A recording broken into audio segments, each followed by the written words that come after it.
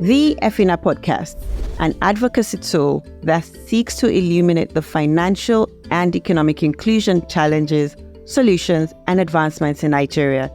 It is the first podcast in Nigeria focusing on this discourse. Join us on this journey.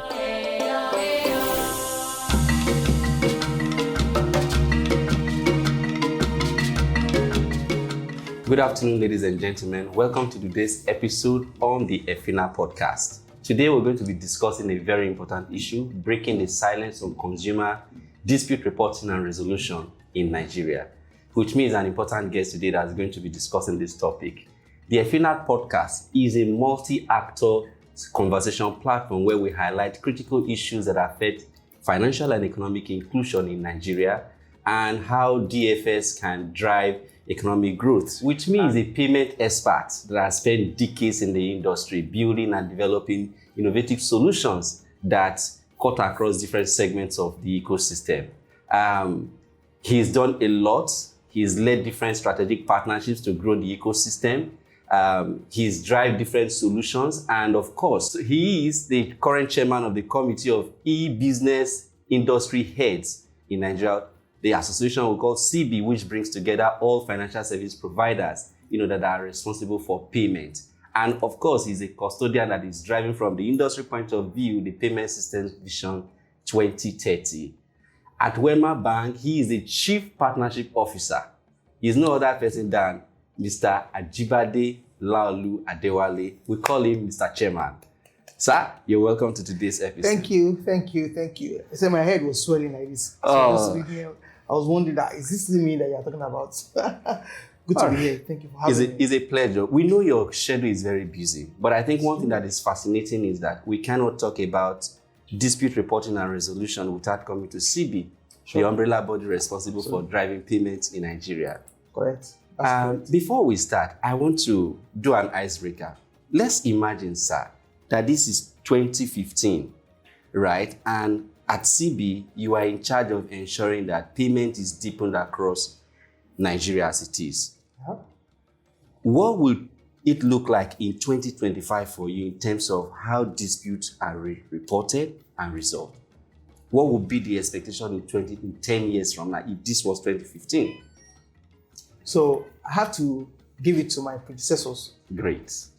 The previous chairman of leaders of CeBIH. They've really done well in what we currently have today with respect to dispute resolution. But more importantly, I would like to clap for the regulator, Central Bank of Nigeria. Amazing. Because Central Bank has supported all the ideas CeBIH has brought to the regulator, especially with respect to dispute resolution. Imagine 2015, some 10 years ago, how a simple transaction that failed from a mobile transfer or internet transfer, or even from banking or transfer to the other bank, how it was being resolved. Or a simple transaction like a failed card withdrawal from an ATM that wasn't your bank that deployed that ATM. So it was a difficult situation at that time, but along the course of this conversation, I will tell you the things that we have all done collectively as an industry to ensure that we shorten that time. Customer service with respect to dispute resolution is faster now. And the frustration banks, especially the sending bank or the issuing bank, depending on the instruments, go through to get their customers' issues resolved. The frustration they go through is now next to nothing. Interesting. Yeah. So 10 years ago, the situation is not like what we currently have. There's a whole lot of improvement, to be honest with you. And I'm sure the consumers also agree with me that things have changed.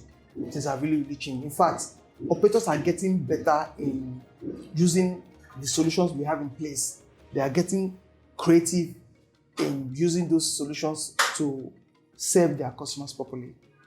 Thank you, Mr. Chairman. Quick facts. According to a Global FinTechs report, right, by the end of 2023, about 45% of Africans have had to deal with one transaction issue or the other.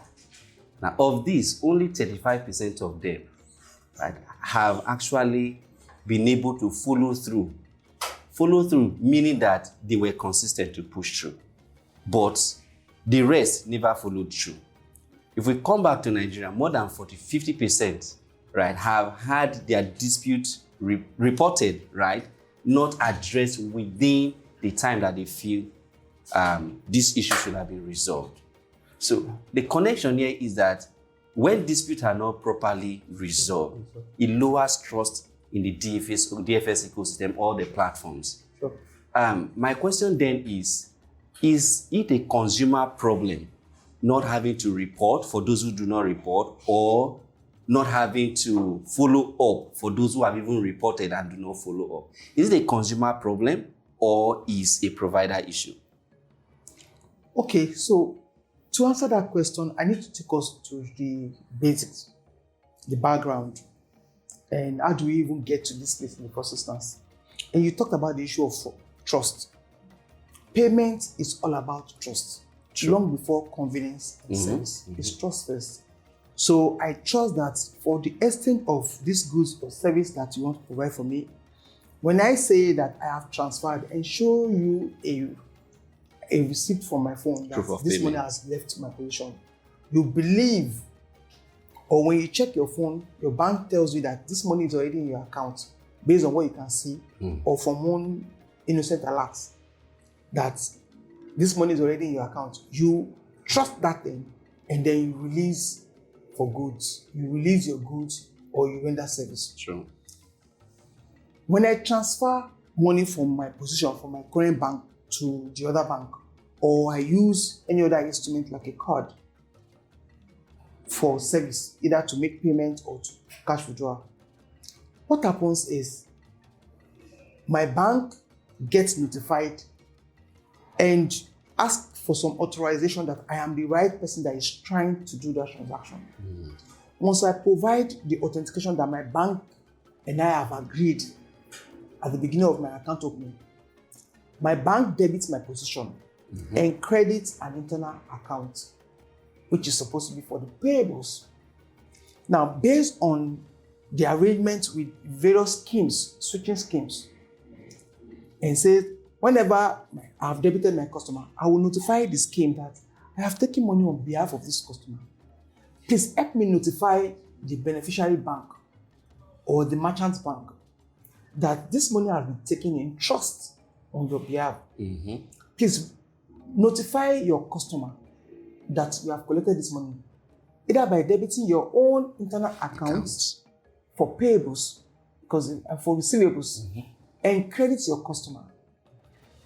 So you can see that there is more like a three-way. Yeah. It's actually a 5-way, because the consumer is one part. Is one part, that the customer transferring, and the beneficiary is another person. But there's still the bank, the switch, the sending bank, the switch, and the receiving bank. Now, so many things can happen truly in between. It could be that system is down from this side, from that other side, from that other side. Why would system be down? Maybe in Nigeria we still have high infrastructural issue.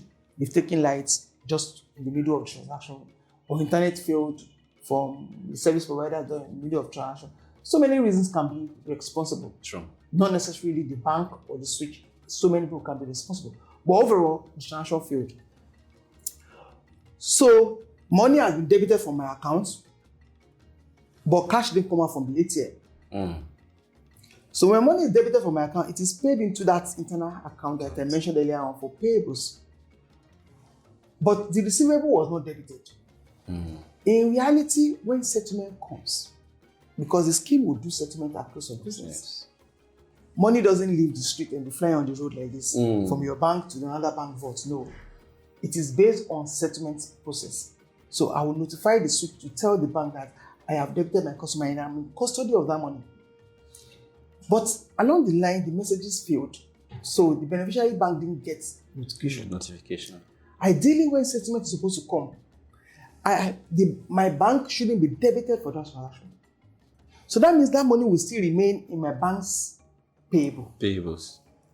If reconciliation is properly done, close of business, my bank should say that this money was not debited, that they were not debited for that transaction. So they should automatically reverse it back to me. Where transactions were just one in a day, it will be easy. But we're talking about 1,000, 1 million transactions daily. So it's difficult really to be able to do it. And that's where new technology comes in to help with faster reconciliation.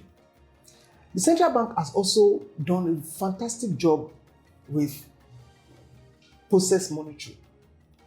Gone were the days where a bank will have a lot of money in their payables and they can't account for it. But today, regulator can come and check that account. Why do you have so much money there? It's customers' money. You should have returned it back to the account. Based on the tools the industry have agreed to produce nowadays, you will see where people are doing instant reversal. Reversal, yes. You will know that this transaction failed. So why are you waiting to close your business? You instantly reverse it. I know that the industry and the players and operators are at various or different level of integration or transformation.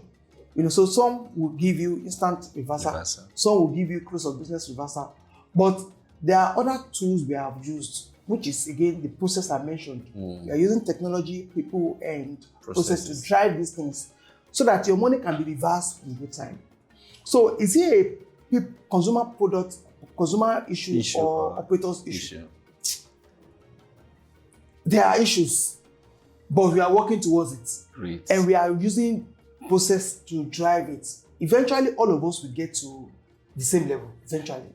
But I can assure you that large number of people are already at the fantastic level. I also tell you what we are doing from my bank perspective. Okay. But from an industry perspective, I can tell you that there are more people who have digitalized the journey than people who have not done it. You get the point? Yes. There are also platforms that helps with, yes, I have this issue from my bank and I'm not getting response. So in those days, what will happen is a customer will have to go to the banking hall to say, I have this problem with my bank. I did this transaction and it didn't go through. They are my bank, help me. The bank in the branch get in touch with head office.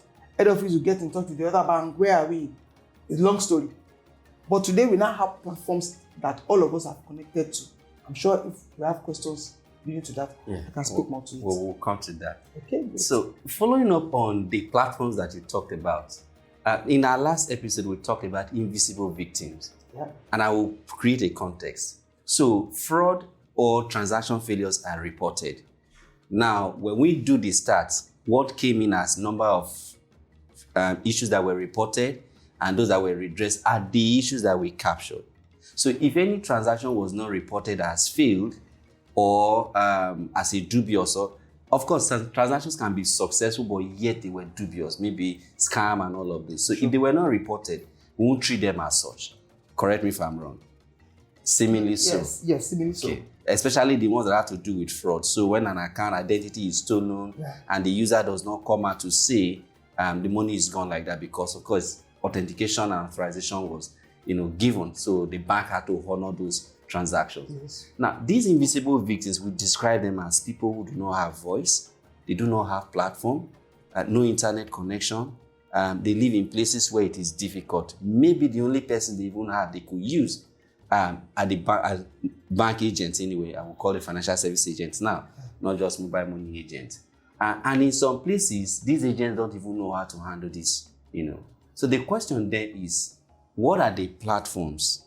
You mentioned these platforms, right? Are these platforms available to these invisible victims that live in remote areas, those that are illiterate, that are not educated, do not have the digital tools to be able to address or file their complaint as the case may be? Are there tools that are available to them? Okay. So, and we need to isolate the issues. Great. There is failed transaction.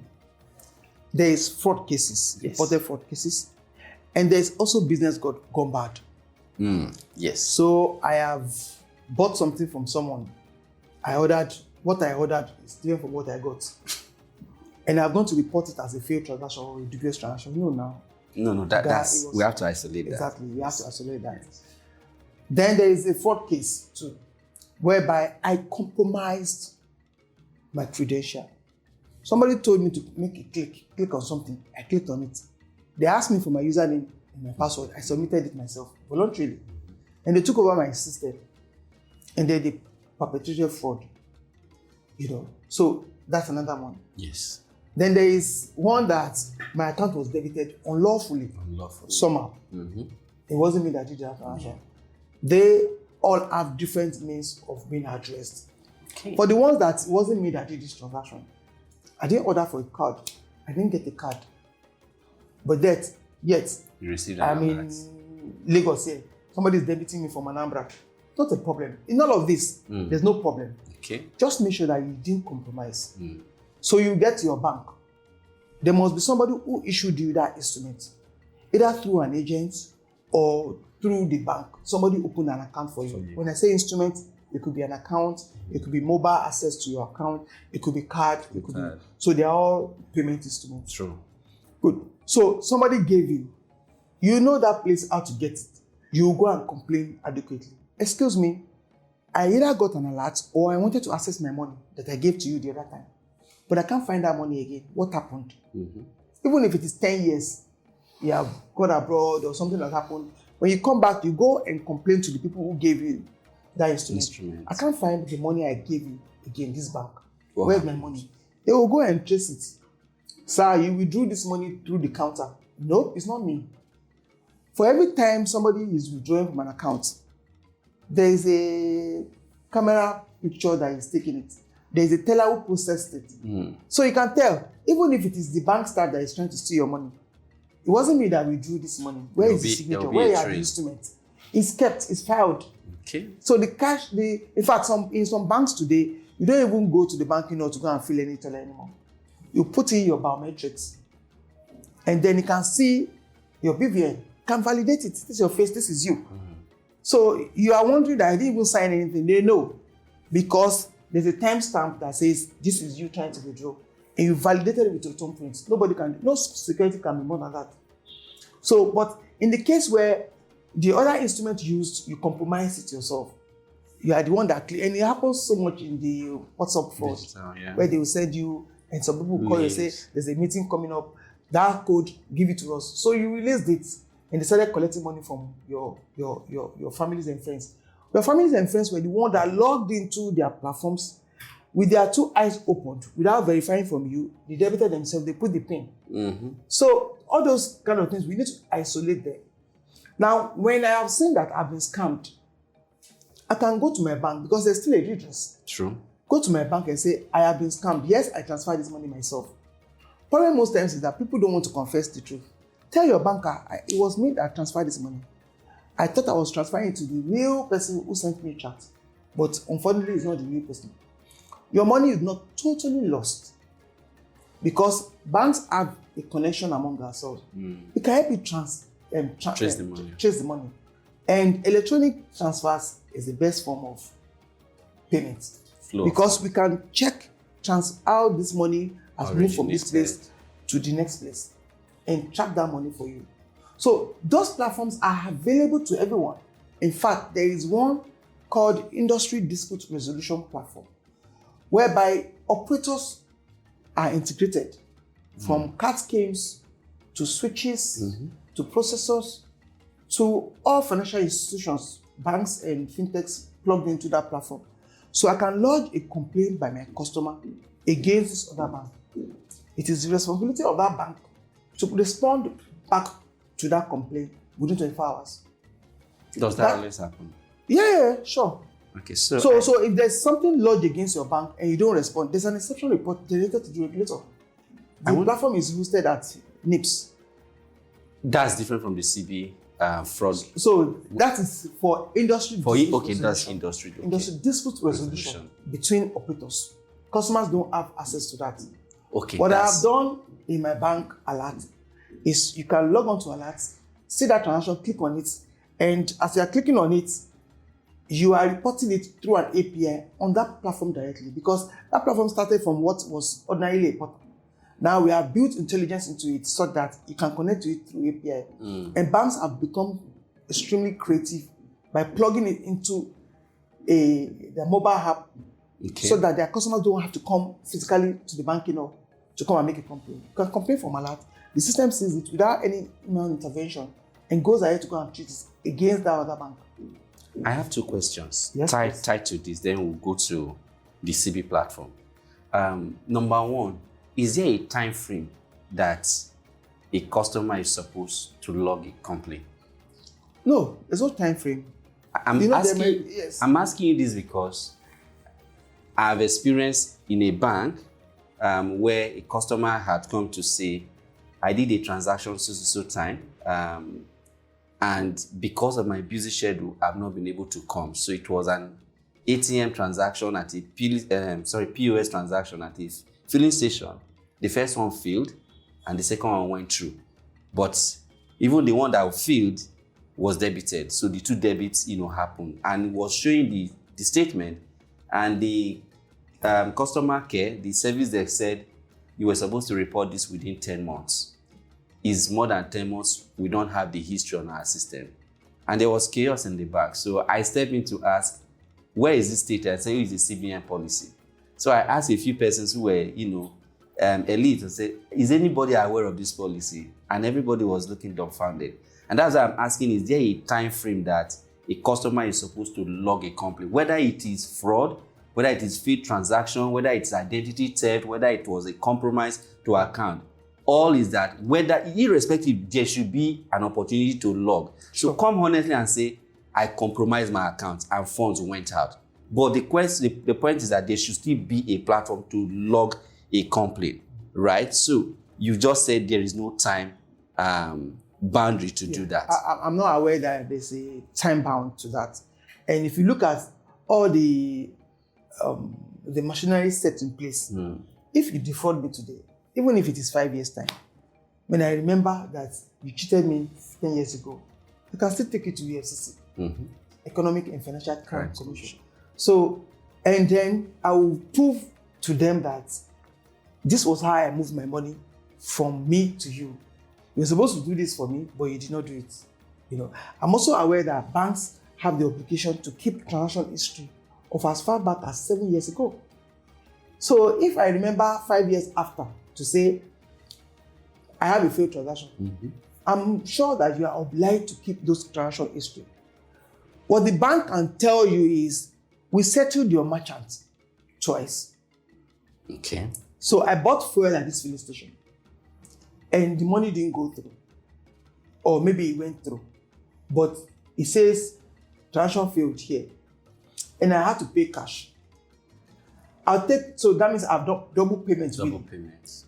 Once I complain to my bank, and my bank can show that this money was credited, I go to the filling station, excuse me, it was credited to you, but I still paid cash to this guy. And we check, okay, this transaction was settled for, but on the invoice it says transaction failed, but it was settled for. Because I will provide that invoice that says transaction failed. That is what they will use to process the reversal. Because it says transaction failed. Yes. Meanwhile, I paid cash. Now, in fairness, if you are owing me money if I'm owing you money for, I've collected money from you based on my salary in January. January has more than 30 days. Yes. I have collected money from your hands, promising you that I'll pay you salary in January. You paid my salary on the 22nd of the month, and on the 30th of the month, you have not asked me for your money. I've finished chopping the money. So you have not helped me. You haven't. So I would like to advise everybody, just in case you notice anything of fraudulent on your accounts or double payment or fake transaction, as early as you can, kindly tell your financial service providers so that they can begin to work on it.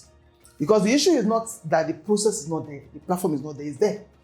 But the person with the money, the person will have finished spending that money before you complain. If it's a fraudulent transaction, report in good time so that we can block that money and see how we can retrieve or salvage some funds for you. But you have waited 2, 3, 4 months. The first time I finished chopping the money now, Abi? Yeah. So you raised a very important question I wanted to follow up on, and I'm trying to be fast so that we can round up now. Okay. When you go to a merchant location and transaction fee, they tell you, go to your bank, right? Again, that has kind of addressed the issue for all the fights that happen at the merchant location. Yeah. Because merchants do not really know, what will happen. Maybe it was at the end of it would be at the end of the day before settlement will come and all of. But of course, the industry is working on that. Some people are receiving settlement almost instantly these days. And that's kudos to what you guys are doing. So when they then say, go to your bank for this failed transaction, in this case, the first one was issuer not available, but money went. Then the customer had to pay again just to get fuel. Now, going to the bank is another issue. So if at the banking end, we determine that the merchant was settled twice, now the merchant has said, go to your bank, right? Do we have then to go back to the merchant to go and make that case? What would be the instrument or the evidence that we then have to take to the merchant to say, the bank said you were settled twice? Because in most cases, like consumers don't even know, and I think it's a privilege to have you here to speak to some of these issues. So again, when I was describing the process party that time, I mentioned the issuing bank and the beneficiary bank. There are different failure points. There are some reversals that are actually supposed to happen instantly. Mm-hmm. Because if the problem is still between me and my bank, and it says transaction failed, it's within me and my bank can see it. So my bank reverses that money immediately. You may have experienced that. Yes. If we had to have crossed over through the switch to the other guy, because the beneficiary bank has timeline to respond based on the rules governing settlements scheme. You as a player, once you present your situation, I have this number of time, microsecond, to get in touch with the beneficiary bank. Beneficiary bank needs to take action and come back to me, which also means debiting their own receivable and crediting their merchant and notifying their merchant. When they credit him, they will have sent SMS. Yes. And in some cases where they have smart collection, they will send it to the POS that this money has been collected. And then you see the POS printing his slip out. So those are the things there. If it fails, depending on the place where it is failing, it can do auto reversal or close of business reversal. But overall, the bank has visibility. There are some that there are other issues where the customer is not notified. It says transaction successful. Maybe a merchant say I didn't see it. Those ones are the ones that customers may have to complain about. Like I mentioned, we are at different levels of engagement with our customers. But I know that some banks today, you don't even need to go to a bank in order to complain. True. Once you scan that document, some banks even have WhatsApp banking, whereby you can take a picture of that instrument and send to the bot. A bot will process it and notify it as, okay, this transaction failed, my customer has complained. The moment it wasn't set, it's not settled for, the other bank will come back to you and then your account is credited. So settlement is far better than what we used to have 15 years ago. Okay, two questions. And from your experience in the work you have led, right, in digitizing payments, new solutions and all of that, what have you seen as the issue with customer that will come to the bank, and is it an awareness issue? Is it a literacy issue? Is it so there's a general financial literacy or even knowing what to do, and then there's being literate digitally, right? What are the issues you think have heightened poor dispute reporting and then leading to inability of the providers to really help because they don't have? Do you think the consumer is aware enough? That's number one. Or they are not literate enough? Or are there issues, patterns you see from reports that are consumer-centric, that if we were to address them, then we need to focus on the consumer? Because from what you have described, a lot have been done from the back end, right, in terms of systems and processes, right, and policies, that help the industry to work well. But there are still issues. In fact, we hear there is a report by McKinsey and Statista that about 60% of Nigerians, who report their disputes never get, satisfied in terms of the response. 25% of them have never received any answer, or feedback from the financial institution. So these are data that we can contend anyway, but the fact still remains that there are disputes yet unresolved. Is it a consumer issue? If it is, what are the issues with the consumer and how do we address it? Okay, again, I will be on the consumer side this time. I don't think the problem is consumer issue. There are some other issues, some people working against all the efforts we are doing like people who are trying to commoditize cash. They will keep giving you all the reasons why you should lack trust in the digital financial services that we provide to customer platforms. So you still have those issues to deal with. But the truth, I also think operators, we need to do more. Our enemy is not ourselves. Our enemy is cash, fighting cash. Cash still has the highest number of transactions. And until we invest in reducing the usage of cash, we will not have that transparency. When someone complains and say, in fact, I hear funny complaint. Yesterday I was talking to someone, you and I were somewhere where we were talking, some guy said, I went to the ATM, and the ATM, instead of giving me 20,000 naira, give me 14,000 naira. I found that very strange. True. I asked my colleagues sitting next to me, have you ever experienced it before? Say no. Because it's computer that is counting it. Yeah. Where I am not ruling out human error, where you're supposed to load 1,000 naira notes here, and you have loaded 500 naira notes there.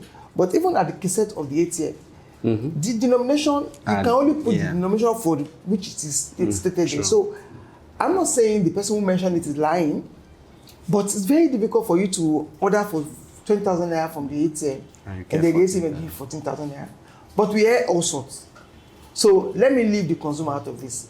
I think the operators, we still need to do more. And knowing that competition is not ourselves, it is cash. We must do everything to fight cash, which includes literacy for even the person who says it's not working, to other services, fees, charges. It's not like it's expensive.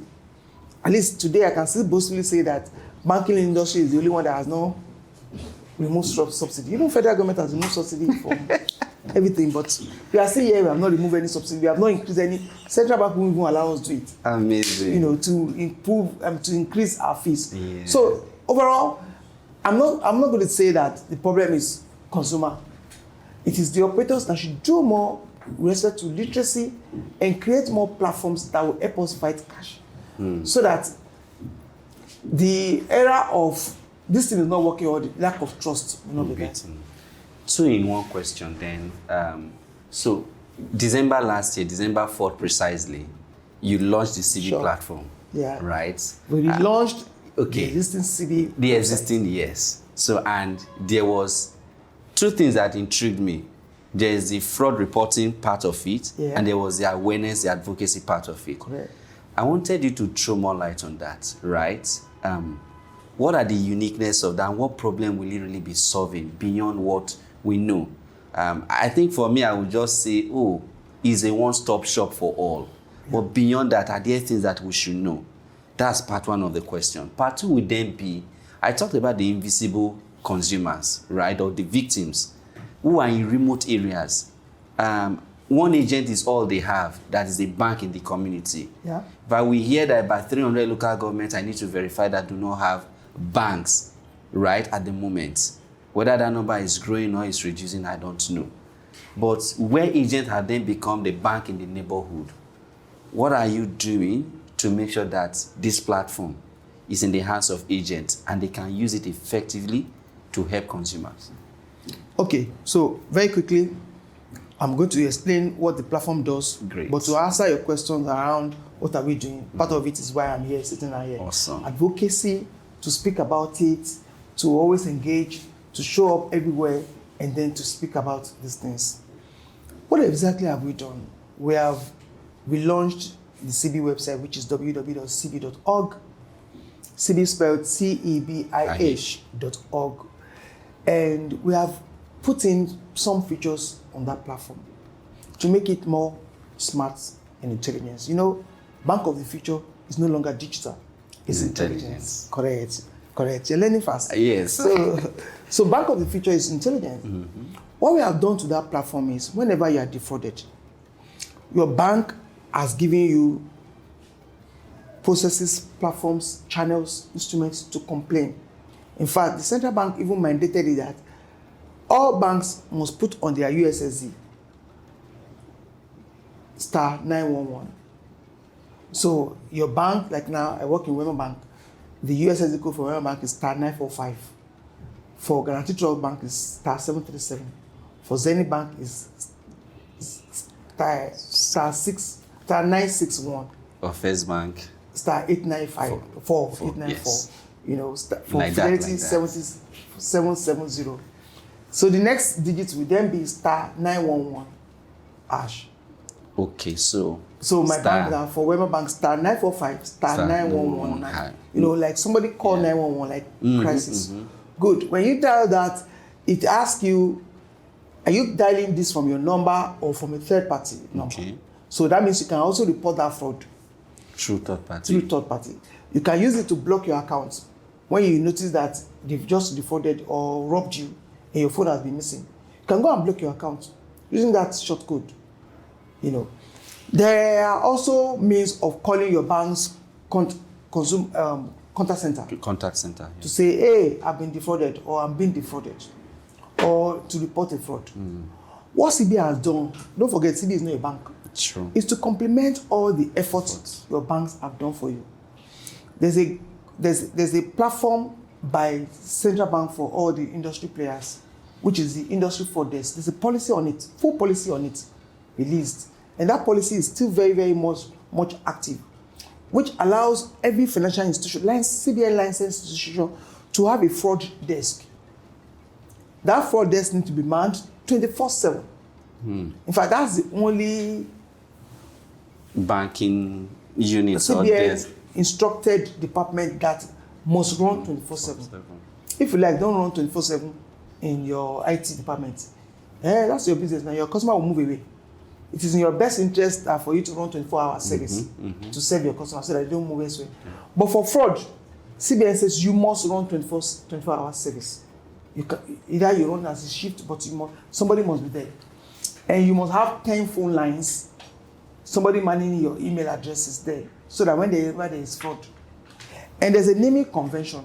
So every fraud desk in every financial institution is fraud desk at the email address, email nomenclature of that financial institution. What we have done is to create a platform on that CeBIH website so that you can go there and report that fraud. What the platform basically do is to intelligently notify your bank, all the stakeholders that are involved. This person has complained. You don't know the contacts for these financial institutions. CeBIH knows. So CeBIH is contacting them. CeBIH is also following up and following through. In future, that platform will get more intelligent, which can go as far as helping you to block accounts in various banks. Awesome. Yes, today we have not gotten to that level of integration, but it's work in progress. But first off, is the issue of notifying. At least one problem is solved. Notifying you and linking you up with everybody that can help you. True. And we have seen it work. The uptake has been fantastic. People complain and they get responses. But in future, we are saying that the platform will have more capacity to go further and block up to the third level. Block this account. If that account has moved the money to another place, the system will be intelligent enough to go after the money, follow that money, and block as far as possible. Amazing. Because it's going to be this fast. Before the fraudsters can log on to the next bank and say they want to move that money, the system will be that intelligent to quickly catch up and block. So we are waiting for that thing. We are working on it. We have launched it. It's currently informative and it's not transactional as such. True. In future, the nearest future is going to be transactional, whereby it will be able to block any financial institution that money is in. Amazing. What kind of support will CeBIH need from ecosystem to make this deliver on its promise, as you have imagined it? Good. So when I became the chairman of CeBIH, I addressed the industry, and luckily I was accepted. 3 things I said I wanted to do. The first one is around emerging payments, AI, contactless, QR, and all those. The second one is about fraud management. And we said that this fraud management, we need to tackle it. And all the conversation we have been having, which also led us to the strong partnership we have with NEF, Nigeria Electronic Fraud Forum, And the session we had in December at the CIBM building was to gather everybody in the industry together, championed by CeBIH. Let's discuss fraud. Brought in all the operators, law enforcement agencies, policymakers, and regulators and operators to have this conversation. And we are all agreed that we are going to work together. All the fraud that has happened, fraud you can't kill fraud. But I can assure you that we have minimized fraud to a certain level. Every financial institution is now very fraud conscious. So you don't just open an account for fraudsters.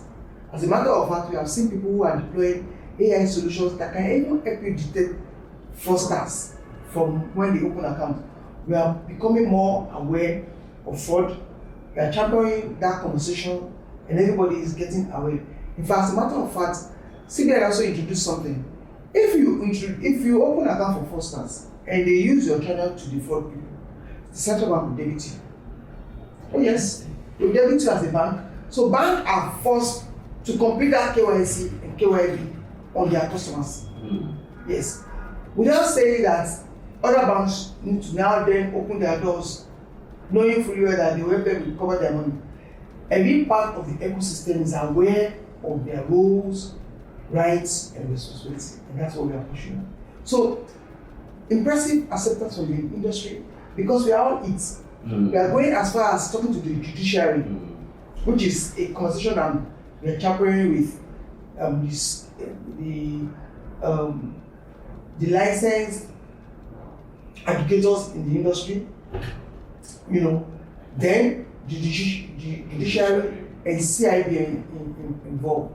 Speaking to the judiciary, because fraudsters, they know that they can quickly go and get a court injunction against them. So we are enlightening the judiciary as well to say, hey, help us with community of practice and set up dedicated courts for banking fraud.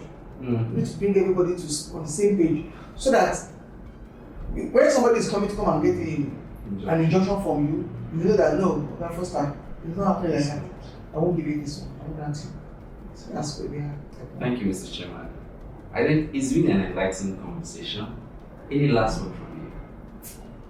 I like what you're doing. Thank you. When you call us, I'll either come or let one of the executives of CeBIH come. Absolutely. But you can be sure that CeBIH is committed to championing these conversations.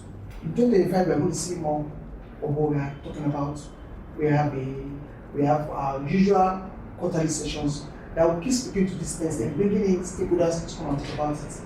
Beyond talking about it, we have to start doing. So we want an industry fraud monitoring tool and fraud blocking tool that is being championed by the power players in the ecosystem, which we all will adopt.